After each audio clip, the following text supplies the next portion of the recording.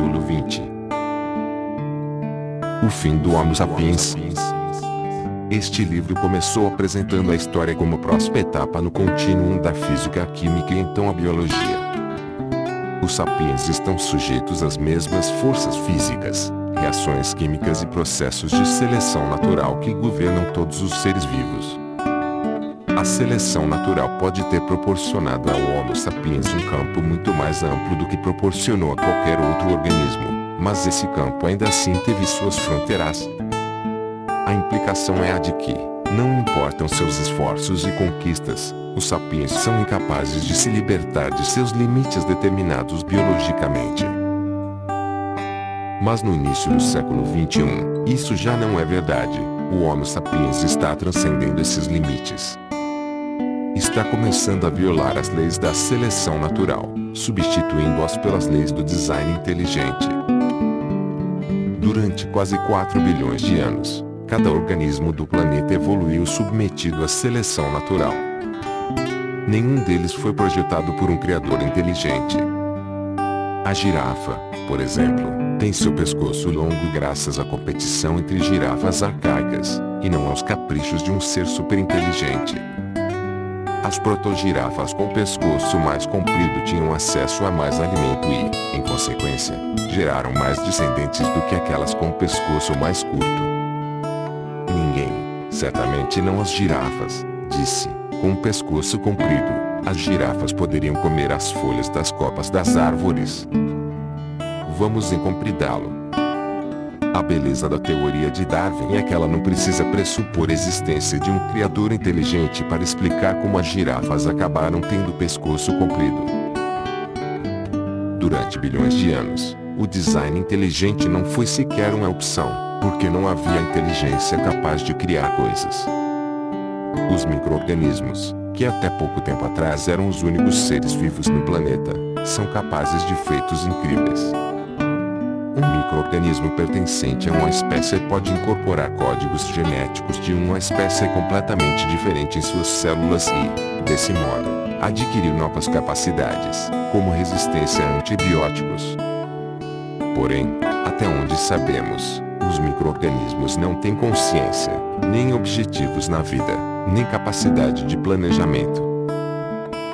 Em algum momento, organismos como girafas, golfinhos, chimpanzés e neandertais desenvolveram consciência e capacidade de planejamento. Mas, mesmo se um neandertal fantasiasse sobre galinhas tão gordas e lentas que ela poderia simplesmente agarrá-las sempre que estivesse com fome, ele não tinha como transformar essa fantasia em realidade. Tinha de caçar as aves que foram selecionadas naturalmente.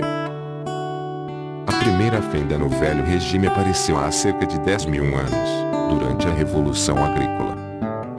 Os sapiens que sonharam com galinhas gordas e lentas descobriram que, se acasalassem as galinhas mais gordas com os galos mais lentos, parte de seus descendentes seria gorda e lenta.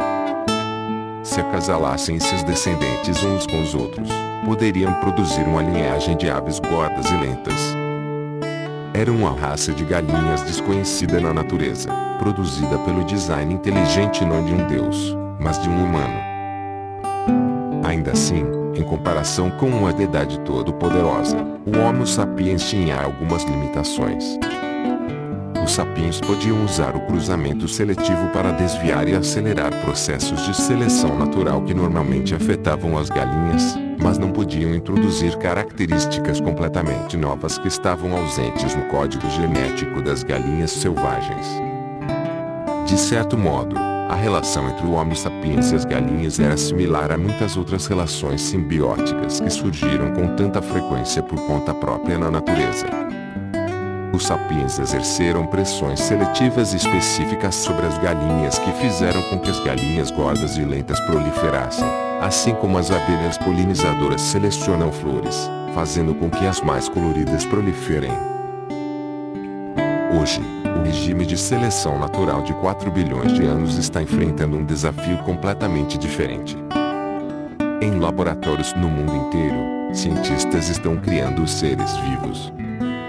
Eles violam as leis da seleção natural impunemente, sem se deixar frear nem mesmo pelas características originais de um organismo.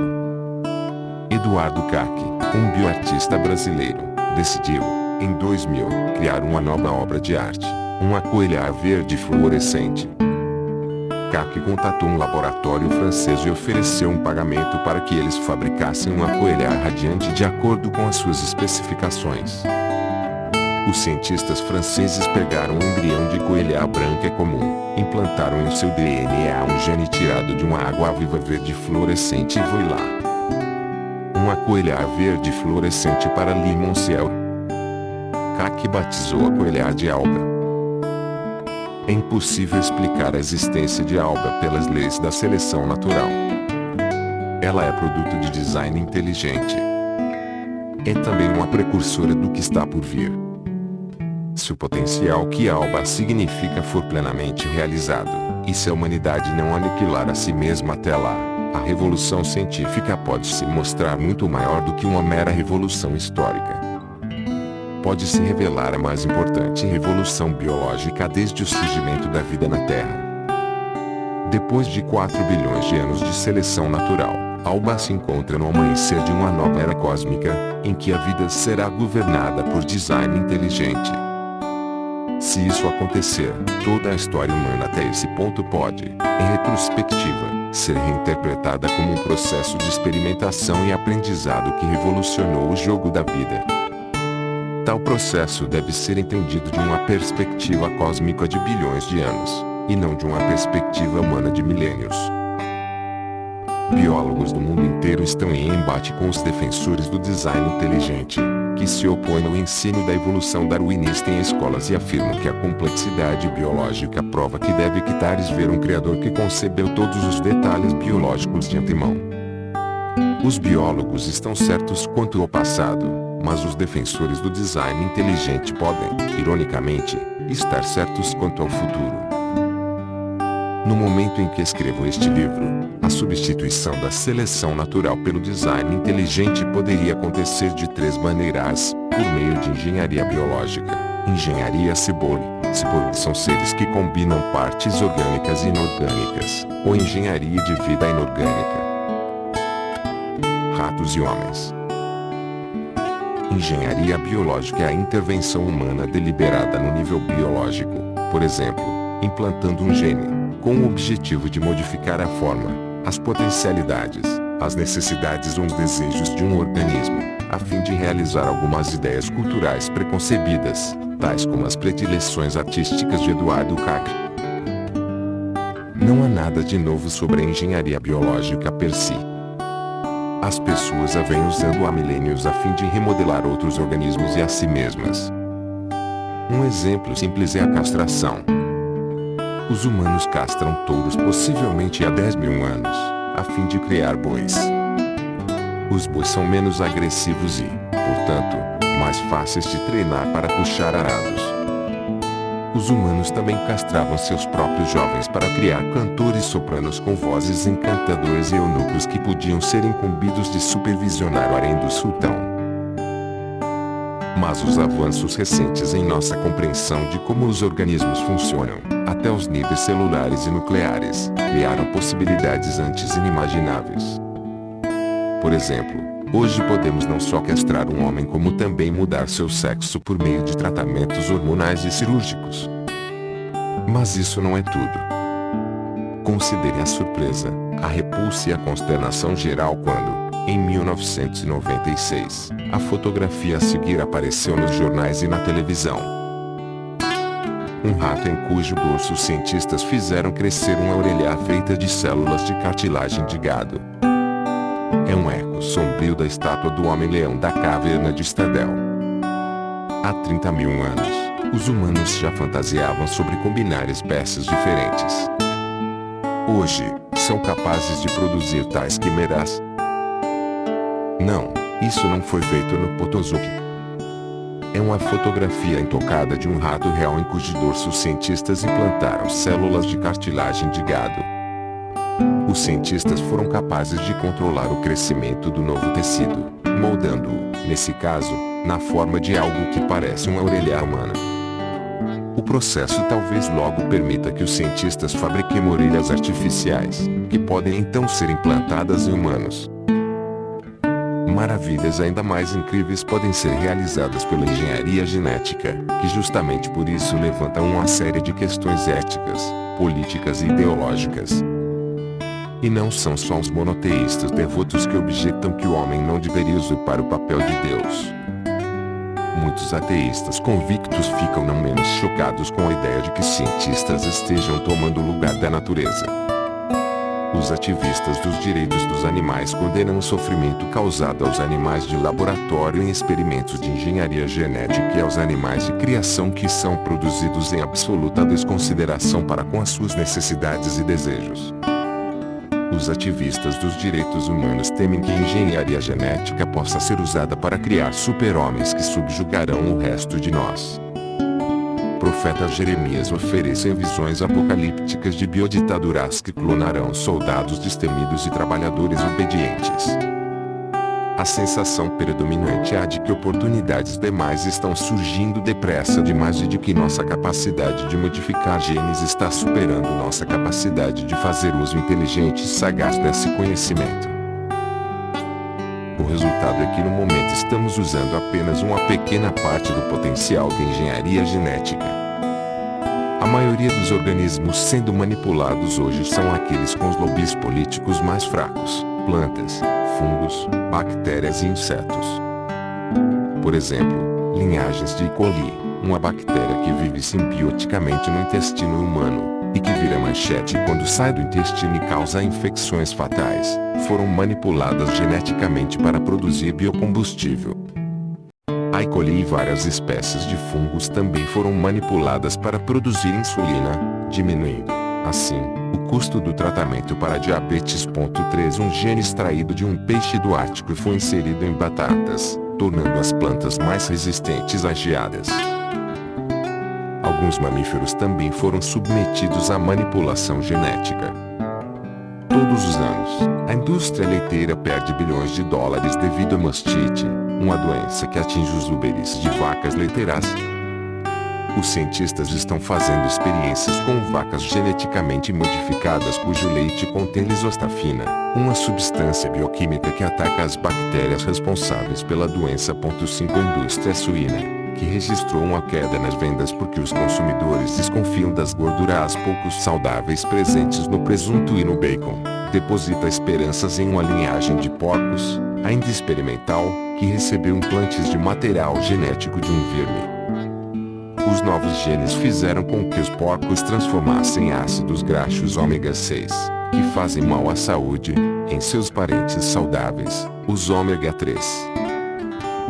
A próxima geração de engenharia genética com muita facilidade produzirá porcos com gordura saudável. Os geneticistas conseguiram não só prolongar em 6 vezes a expectativa de vida média dos vermes, como também produzir camundongos inteligentes que apresentam habilidades muito aprimoradas de memória e aprendizado. Ratos do mato são roedores pequenos e robustos que lembram camundongos, e a maioria das variedades de ratos do mato é promíscua. Mas há uma espécie em que ratos do mato machos e fêmeas formam relações monogâmicas duradouras. Os geneticistas afirmam ter isolado genes responsáveis pela monogamia dos ratos do mato. Se a inclusão de um gene puder transformar um rato do mato Dom Juan em um marido amoroso e leal, estaremos muito longe de conseguir modificar geneticamente não só as capacidades individuais dos roedores e dos humanos, como também suas estruturas sociais. O retorno dos neandertais. Mas os geneticistas não querem apenas transformar linhagens vivas. Eles almejam reviver criaturas extintas. E não só dinossauros, como em o Parque dos Dinossauros.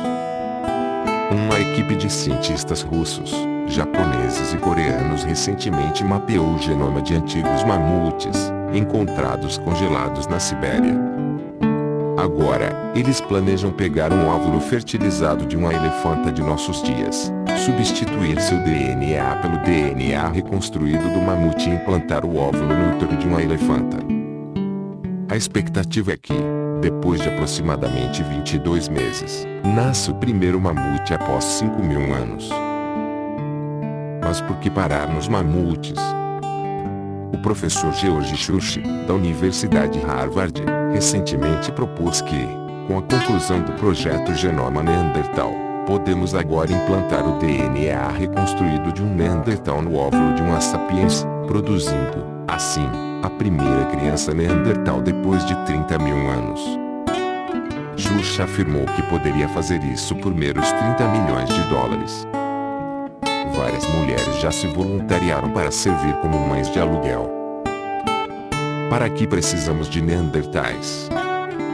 Alguns afirmam que, se pudéssemos estudar Neandertais vivos, conseguiríamos responder algumas das perguntas mais insistentes sobre as origens e a singularidade do Homo sapiens. Ao comparar o cérebro de um Neandertal com o de um Homo sapiens e mapear onde suas estruturas diferem, talvez possamos identificar que mudança biológica produziu a consciência tal como a experimentamos. Há também uma razão ética. Alguns argumentam que, se o Homo sapiens foi responsável pela extinção dos Neandertais, tem um dever moral de ressuscitá-los. E ter alguns Neandertais por perto pode ser útil. Uma porção de industrialistas ficaria feliz em pagar um Neandertal para fazer o trabalho braçal de 2 sapiens. Mas por que parar nos Neandertais? Por que não voltar à prancheta de desenho de Deus e projetar um sapiens melhor? As capacidades, necessidades e desejos do Homo sapiens têm uma base genética, e o genoma dos sapiens não é mais complexo que o de ratos do mato e camundongos. O genoma de um camundongo contém cerca de 2,5 bilhões de bases nucleicas, o genoma dos sapiens, cerca de 2,9 bilhões de bases, o que significa que é apenas 14% maior, no médio prazo, talvez daqui a algumas décadas.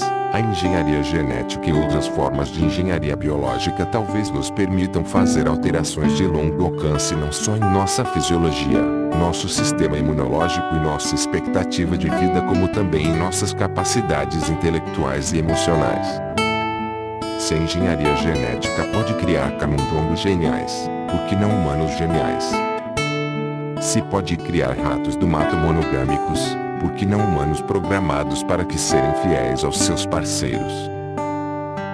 A revolução cognitiva que transformou o Homo sapiens de um primata insignificante no senhor do mundo não demandou qualquer mudança notável na psicologia ou mesmo no tamanho e na forma exterior do cérebro dos sapiens.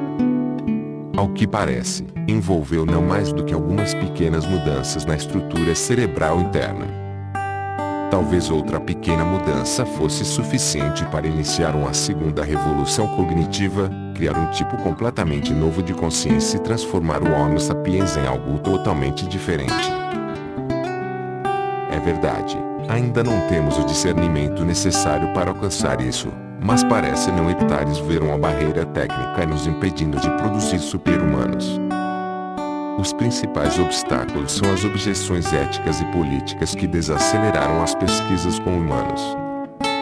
E não importa o quão convincentes possam ser os argumentos éticos, é difícil compreender de que modo conseguirão deter o próximo passo por muito mais tempo, sobretudo se o que está em jogo é a possibilidade de prolongar a vida humana indefinidamente, dominar doenças incuráveis e aprimorar nossas capacidades cognitivas e emocionais. O que aconteceria, por exemplo, se desenvolvêssemos uma cura para o mal de Alzheimer que, como benefício adicional, pudesse melhorar acentuadamente a memória de pessoas saudáveis? Alguém seria capaz de interromper tão importante pesquisa? E, quando a cura surgisse, alguma autoridade seria capaz de limitar seu uso aos pacientes de Alzheimer e evitar que pessoas saudáveis a usassem para adquirir uma memória superdesenvolvida? Não está claro se a bioengenharia realmente seria capaz de ressuscitar os Neandertais, mas isso, com toda a probabilidade, revelaria muito sobre o Homo sapiens. Experimentar com nossos genes não necessariamente nos matará. Mas talvez venhamos a brincar com o Homo sapiens ao ponto de já não sermos mais Homo sapiens. Vida biônica. Há uma outra nova tecnologia que poderia mudar as leis da vida, a engenharia ciborgue. Os ciborgues são seres que combinam partes orgânicas e inorgânicas, como um humano com mãos biônicas. De certo modo, Praticamente todos nós somos biônicos hoje em dia, já que nossos sentidos e funções naturais são complementados por dispositivos como óculos, marca-passos, órteses e até mesmo computadores e telefones celulares, que aliviam nosso cérebro de parte do ônus do processamento e armazenamento de dados. Estamos muito próximos de nos tornarmos verdadeiros ciborgues, de ter características inorgânicas do que são inseparáveis de nosso corpo, características que modificam nossas capacidades, desejos, personalidades e identidades. A Agência de Projetos de Pesquisa Avançada de Defesa, DARPA, na sigla em inglês, uma agência de pesquisa militar dos Estados Unidos, está desenvolvendo ciborgues de insetos. A ideia é implantar chips eletrônicos, detectores e processadores no corpo de uma mosca ou de uma barata, o que permitirá que um humano ou um operador automático controle remotamente os movimentos do inseto e capture e transmita informações. Uma dessas moscas poderia pousar na parede no quartel-general do inimigo, escutar as conversas mais secretas e, se não for pega antes por um aranha, nos informar exatamente o que o inimigo está planejando. Em 2006, o Centro de Guerra Submarino da Marinha, NUC, na sigla em inglês, dos Estados Unidos informou sua intenção de desenvolver tubarões ciborgues, declarando: a NUC está desenvolvendo um dispositivo cujo objetivo é controlar o comportamento de uma série de animais via implantes neurais. Os desenvolvedores esperam identificar campos eletromagnéticos subaquáticos criados por submarinos e minas, aproveitando as capacidades de detecção magnética dos tubarões, que são superiores às de qualquer detector fabricado pelo homem. Os sapinhos também estão sendo transformados em ciborgues. A mais nova geração de aparelhos auditivos é às vezes chamada de orelha biônica. O dispositivo consiste de um implante que capta o som por meio de um microfone localizado na parte externa da orelha. O implante filtra o som, identifica vozes humanas e as traduz em sinais elétricos que são enviados diretamente ao nervo auditivo central e de lá para o cérebro. A Retina Implant, uma empresa alemã financiada pelo governo, está desenvolvendo uma prótese de retina que pode permitir que pessoas cegas adquiram uma visão parcial. Envolve a implantação de um microchip dentro do olho do paciente. As fotocélulas absorvem a luz que incide sobre o olho e a transformam em energia elétrica, que estimula as células nervosas intactas na retina. Os impulsos nervosos dessas células estimulam o cérebro, onde são traduzidos em visão. No momento, a tecnologia permite que os pacientes se orientem no espaço, identifiquem letras e inclusive reconheçam rostos. Jesse Sullivan, um eletricista norte-americano, perdeu os 2 braços até o ombro em um acidente em 2001. Hoje ele usa 2 braços biônicos, cortesia do Instituto de Reabilitação de Chicago. A característica especial dos novos braços de Jesse é que eles são operados unicamente pelo pensamento. Sinais neurais chegando do cérebro de Jesse são traduzidos por microcomputadores em comandos elétricos, e os braços se movem. Quando Jesse quer levantar o braço, ele faz o que qualquer pessoa normal inconscientemente faz, e o braço se ergue. Esses braços podem realizar uma gama muito mais limitada de movimentos do que os braços orgânicos, mas permitem a Jesse realizar tarefas simples cotidianas. Um braço biônico similar foi desenvolvido recentemente para Claudia Mitchell, uma fuzileira norte-americana que perdeu o braço em um acidente de motocicleta. Os cientistas acreditam que logo teremos braços biônicos que não só se movimentarão quando desejado, como também serão capazes de transmitir sinais de volta ao cérebro, permitindo, com isso, que os amputados recuperem até mesmo a sensação do tato. Jesse Sullivan e Claudia Mitchell dando as mãos. O incrível em seus braços biônicos é que eles são operados pelo pensamento. No presente, esses braços biônicos são uma substituição modesta de nossos originais orgânicos, mas eles têm potencial sem limites para se desenvolverem.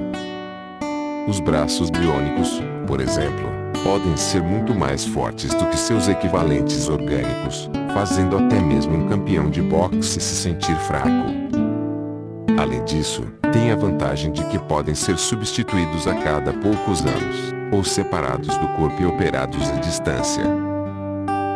Cientistas na Universidade Duke, no Carolina do Norte, demonstraram isso recentemente com macacos em cujo cérebro foram implantados eletrodos. Os eletrodos recebem sinais do cérebro e os transmitem a dispositivos externos. Os macacos haviam sido treinados para controlar, unicamente por meio do pensamento, braços e pernas biônicos separados do corpo. Uma macaca, chamada Aurora, aprendeu a controlar por meio do pensamento um braço biônico separado de seu corpo enquanto, simultaneamente, movia seus 2 braços orgânicos. Como um adeus hindu, a Aurora agora tem 3 braços, e seus braços podem estar situados em aposentos, ou mesmo cidades, diferentes. Ela pode se sentar em seu laboratório na Carolina do Norte, coçar as costas com uma mão, coçar a cabeça com a outra e, simultaneamente, roubar uma banana em Nova York, embora a capacidade de comer uma fruta roubada à distância continue sendo um sonho. Outra macaca Idoia, ficou mundialmente famosa em 2008 quando controlou por meio do pensamento um par de pernas biônicas em Kyoto, no Japão, de sua cadeira na Carolina do Norte. As pernas tinham 20 vezes o peso de Idoia. A síndrome do encarceramento é uma condição em que a pessoa perde toda ou quase toda a capacidade de mover qualquer parte do corpo, embora suas capacidades cognitivas permaneçam intactas. Até o momento, os pacientes que sofrem dessa síndrome só são capazes de se comunicar com o mundo externo por meio de pequenos movimentos oculares. No entanto, alguns pacientes tiveram eletrodos receptores de sinais implantados em seu cérebro. Esforços vêm sendo realizados para traduzir tais sinais não só em movimentos como também em palavras. Se o experimento funcionar, os pacientes com síndrome do encarceramento enfim poderão se comunicar diretamente com o mundo externo, e talvez algum dia sejamos capazes de usar a tecnologia para ler a mente de outras pessoas. Mas, de todos os projetos sendo desenvolvidos atualmente, o mais revolucionário é a tentativa de conceber uma interface direta e de mão dupla entre o cérebro humano e o computador. Isso permitirá que computadores leiam os sinais elétricos de um cérebro humano, transmitindo simultaneamente os sinais que o cérebro possa ler. E se tais interfaces forem usadas para associar diretamente um cérebro com a internet, ou associar diretamente vários cérebros uns com os outros, criando assim uma espécie de rede intercerebral. O que pode acontecer à memória humana, à consciência humana e à identidade humana se o cérebro tiver acesso direto a um banco de memória coletiva? Em tal situação, um ciborgue poderia, por exemplo, acessar as memórias de outro. Não ouvir falar delas, não as ler em uma autobiografia, não as imaginar, mas se lembrar delas diretamente, como se fossem suas. O que acontece com conceitos como ego e identidade de gênero quando as mentes se tornam coletivas? Como alguém poderia conhecer a si mesmo ou seguir seu sonho se o sonho não está em sua mente, e sim em algum reservatório de aspirações coletivas? Tal ciborgue já não seria humano, ou mesmo orgânico. Seria algo completamente diferente. Seria tão fundamentalmente outro tipo de ser que não podemos sequer compreender as implicações políticas, psicológicas ou filosóficas. Outra vida. A terceira forma de mudar as leis da vida é produzir seres completamente inorgânicos. Os exemplos mais óbvios são programas de computador e vírus de computador que podem sofrer evolução independente. O campo da programação genética é hoje um dos mais interessantes no mundo da ciência da computação. Tenta emular os métodos da evolução genética. Muitos programadores sonham em criar um programa capaz de aprender e evoluir de maneira totalmente independente de seu criador. Nesse caso, o programador seria um primum mobile, um primeiro motor, mas sua criação estaria livre para evoluir em direções que nem seu criador nem qualquer outro humano jamais poderiam ter imaginado. Um protótipo de tal programa já existe. Chama-se vírus de computador. Conforme se espalhar pela internet, O vírus se replica milhões e milhões de vezes, o tempo todo sendo perseguido por programas de antivírus predatórios e competindo com outros vírus por um lugar no ciberespaço. Um dia, quando o vírus se replica, um erro ocorre, uma mutação computadorizada. Talvez a mutação ocorra porque o engenheiro humano programou o vírus para, ocasionalmente, cometer erros aleatórios de replicação. Talvez a mutação se deva a um erro aleatório.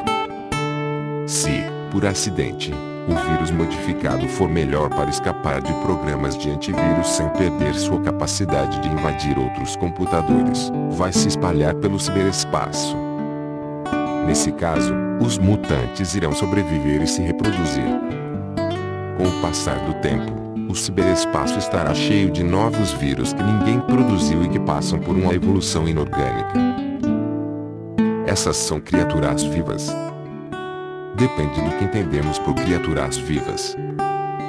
Mas elas certamente foram criadas a partir de um novo processo evolutivo, completamente independente das leis e limitações da evolução orgânica. Imagine outra possibilidade. Suponha que você pudesse fazer um backup do seu cérebro para um HD portátil e então rodá-lo em seu notebook.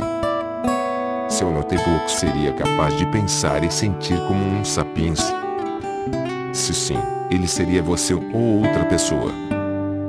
E se os programas de computador pudessem criar uma mente totalmente nova, mas digital, composta de códigos de computador, completa, com um senso de eu, consciência e memória? Se você rodasse o programa em seu computador, este seria uma pessoa. Se você o deletasse, poderia ser acusado de assassinato. Talvez logo tenhamos a resposta para essas perguntas.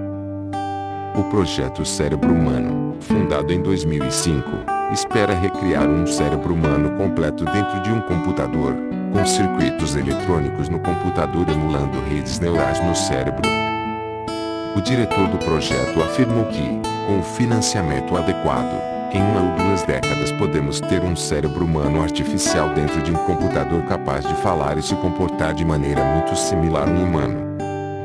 Se bem sucedido, isso significaria que depois de 4 bilhões de anos circulando pelo pequeno mundo dos componentes orgânicos, a vida de repente romperá na vastidão do reino inorgânico, pronta para assumir formas com que jamais ousamos sonhar. Nem todos os estudiosos concordam que a mente funciona de maneira análoga aos computadores digitais de hoje, e, se não funciona, os computadores atuais não seriam capazes de simulá-la. Porém, seria tolo descartar categoricamente a possibilidade sem tentar. Em 2013, o projeto recebeu uma concessão de €1 bilhão da União Europeia. A singularidade. Atualmente, apenas uma fração minúscula dessas novas oportunidades se concretizou. Mas o mundo de 2015 já é um mundo em que a cultura está se libertando das algemas da biologia. Nossa capacidade de manipular não só o mundo à nossa volta, mas acima de tudo o mundo dentro de nossos corpos e mentes está se desenvolvendo a toda velocidade. Cada vez mais esferas de atividade estão sendo abaladas. Os advogados precisam repensar questões de privacidade e identidade. Os governos precisam repensar questões de saúde e igualdade. As associações esportivas e as instituições educativas precisam redefinir fair play e conquistas. Os fundos de pensão e os mercados de trabalho devem se reajustar a um mundo em que os sexagenários talvez sejam os novos balzaquianos. Todos eles devem lidar com os enigmas da bioengenharia, dos ciborgues da vida inorgânica. Para mapear o primeiro genoma humano, foram necessários 15 anos e $3 bilhões. Hoje, podemos mapear o DNA de uma pessoa em poucas semanas e ao custo de algumas centenas de dólares. A era da medicina personalizada, que associa tratamentos com DNA começou. O médico da família logo poderá dizer, com certeza muito maior, que você tem um alto risco de vir a ter câncer de fígado, mas que não precisa se preocupar muito com ataques do coração. Ele pode determinar que um medicamento popular que ajuda 92% das pessoas é inútil para você e que em vez disso você deve tomar outro comprimido, fatal para muitas pessoas, mas exato para você. O caminho para a medicina quase perfeita está diante de nós. No entanto, com avanços no conhecimento médico virão novos impasses éticos. Os especialistas em assuntos éticos e jurídicos já estão se debatendo com a questão espinhosa da privacidade no que concerne ao DNA. As empresas de seguro-saúde terão o direito de solicitar um mapeamento do nosso DNA e aumentar os preços se descobrirem uma tendência genética a comportamentos imprudentes. Seríamos solicitados a enviar nosso DNA, em vez de nosso CV, a empregadores em potencial. Um empregador poderia dar preferência a um candidato porque seu DNA parece melhor? Ou, em tais casos, poderíamos processá-los por discriminação genética. Uma empresa que desenvolve uma nova criatura ou um novo órgão poderia patentear sua sequência de DNA. É claro que uma pessoa pode ser dona de uma determinada galinha, mas poderá ser dona de uma espécie inteira? Tais dilemas são obscurecidos pelas implicações éticas, sociais e políticas do projeto Gilgamesh de nossas novas habilidades em potencial para criar super-humanos. Declaração Universal dos Direitos Humanos, programas médicos de governos do mundo inteiro, programas nacionais de seguro-saúde e constituições nacionais em todo o mundo reconhecem que uma sociedade humana deve dar a todos os seus membros tratamento médico adequado e mantê-los em bom estado de saúde. Estava tudo bem com isso enquanto a medicina esteve preocupada principalmente em prevenir doenças e curar os doentes. O que pode acontecer quando a medicina passar a se preocupar em melhorar as habilidades humanas? Todos os humanos teriam direito a tais habilidades melhoradas ou hectares veriam a nova elite super-humana. Nosso mundo moderno se orgulha de reconhecer, pela primeira vez na história, a igualdade elementar entre todos os humanos, porém pode estar prestes a criar a sociedade mais desigual de todas. Ao longo da história, as classes superiores sempre afirmaram ser mais inteligentes, mais fortes e, em geral, melhores do que as classes inferiores. Normalmente, elas estavam se iludindo. Um bebê nascido em uma família camponesa pobre tendia a ser tão inteligente quanto o príncipe herdeiro. Com a ajuda de novas capacidades médicas, as pretensões das classes superiores podem logo se tornar uma realidade objetiva. Isso não é ficção científica. A maioria das tramas de ficção científica descreve um mundo em que sapiens, idênticos a nós, desfrutam de tecnologia superior, como espaçonaves que viajam à velocidade da luz e armas a lazer. Os dilemas centrais dessas tramas são tirados do nosso próprio mundo e meramente recriam nossas tensões emocionais e sociais em um cenário futurista. Mas o verdadeiro potencial das tecnologias futuras é transformar o próprio Homo sapiens, incluindo nossas emoções e desejos, e não apenas nossos veículos e armas. O que é uma espaçonave se comparada com um ciborgue eternamente jovem que não procria e não tem sexualidade, que pode partilhar pensamentos diretamente com outros seres, cuja capacidade de memória e concentração é 1000 vezes maior que a nossa, e que nunca fica triste nem com raiva, mas tem emoções e desejos que nem sequer podemos imaginar. A ficção científica raramente descreve tal futuro, porque uma descrição precisa é, por definição, incompreensível. Produzir um filme sobre a vida de um super ciborgue é como produzir Hamlet para uma audiência de neandertais. Com efeito, os futuros senhores do mundo provavelmente serão mais diferentes de nós do que somos dos neandertais. Enquanto nós e os neandertais somos humanos, nossos herdeiros serão como deuses. Os físicos definem o Big Bang como uma singularidade. É um ponto em que todas as leis conhecidas da natureza não existiam.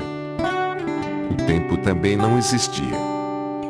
Portanto, não faz sentido dizer que alguma coisa existiu antes do Big Bang.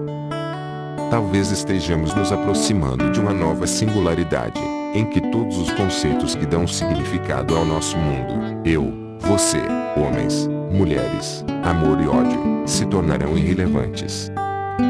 Qualquer coisa acontecendo além desse ponto não tem sentido para nós. A profecia de Frankenstein. Em 1818, Mary Shelley publicou Frankenstein, a história de um cientista que tenta criar um ser superior e, em vez disso, cria um monstro. Nos últimos 2 séculos, essa história foi contada repetidas vezes em inúmeras variações, tornando-se o tema central de nossa nova mitologia científica. À primeira vista, a história de Frankenstein parece nos advertir de que, se tentarmos brincar de Deus e criar vida, seremos punidos severamente. Mas a história tem um significado mais profundo. O mito do Frankenstein confronta o Homo sapiens com o fato de que os últimos dias estão se aproximando depressa. A não ser que alguma catástrofe nuclear ou ecológica intervenha, diz a história, o ritmo do desenvolvimento tecnológico logo levará à substituição do Homo sapiens por seres completamente diferentes que têm não só uma psique diferente como também mundos cognitivos e emocionais muito diferentes. Isso é algo que a maioria dos sapiens considera extremamente desconcertante. Gostamos de acreditar que, no futuro, pessoas exatamente como nós viajarão de planeta em planeta em espaçonaves velozes. Não gostamos de considerar a possibilidade de que, no futuro, seres com emoções e identidades como as nossas já não existam e que nosso lugar seja tomado por formas de vida estranhas cujas capacidades ofuscam as nossas. De algum modo, encontramos conforto na fantasia de que o Dr. Frankenstein pode criar apenas monstros terríveis, a quem deveríamos destruir a fim de salvar o mundo. Gostamos de contar a história dessa maneira porque implica que somos os melhores de todos os seres, que nunca houve nunca e que Tares verá algo melhor do que nós. Qualquer tentativa de nos melhorar inevitavelmente fracassará, porque, mesmo que nosso corpo possa ser aprimorado, não se pode tocar o espírito humano. Teríamos dificuldade de engolir o fato de que os cientistas poderiam criar não só corpos como também espíritos e de que os doutores Frankenstein do futuro poderiam, portanto, criar algo verdadeiramente superior a nós, algo que olhará para nós de modo tão condescendente quanto olhamos para os Neandertais. Não podemos saber ao certo se os Frankensteins de hoje realizarão essa profecia. O futuro é desconhecido, e seria surpreendente se todas as previsões das últimas páginas se concretizassem.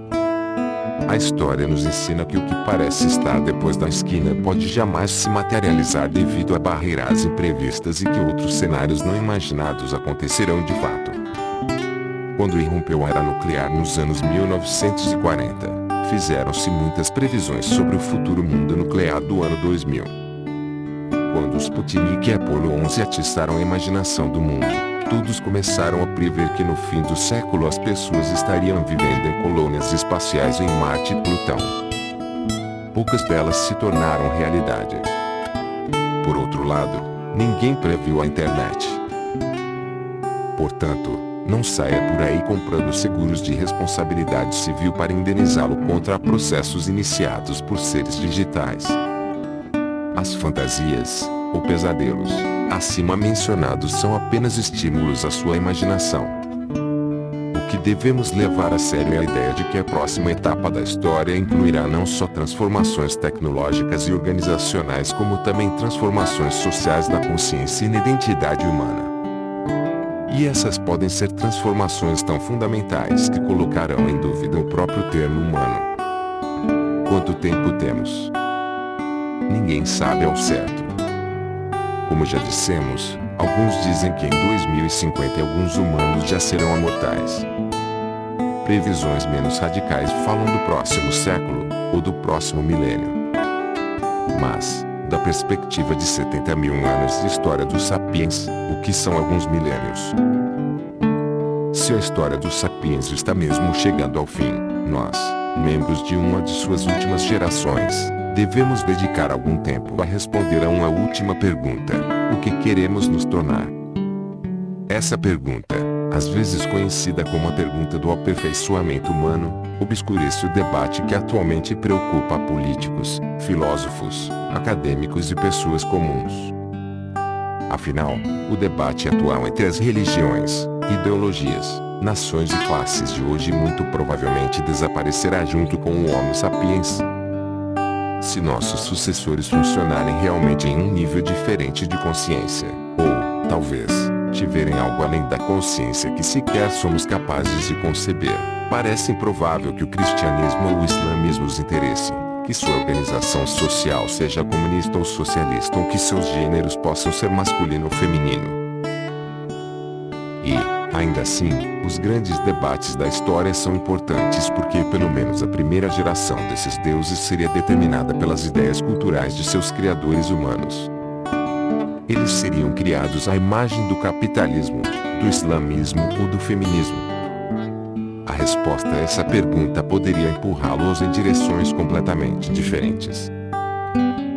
A maioria das pessoas prefere não falar sobre isso.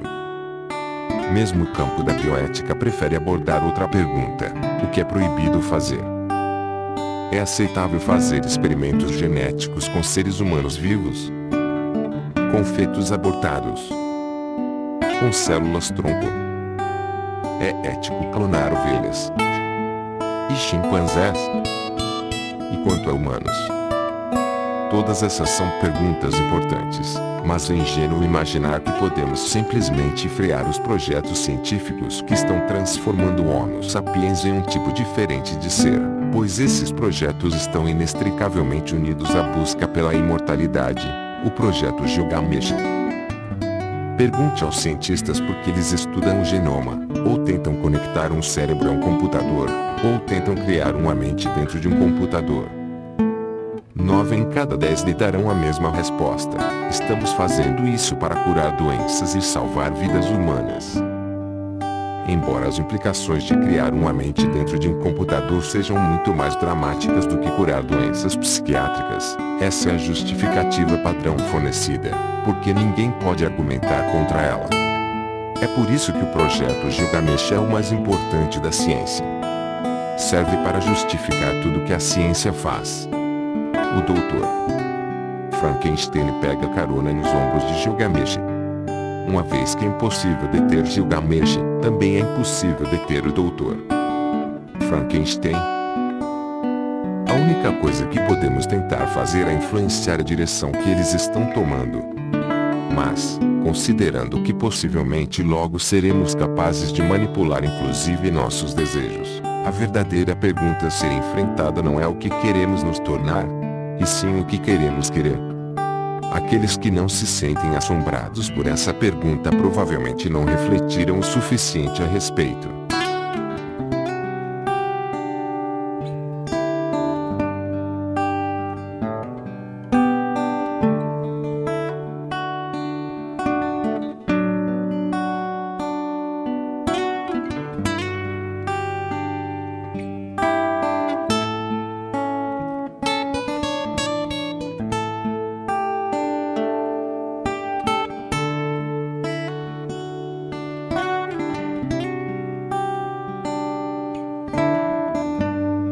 Epílogo.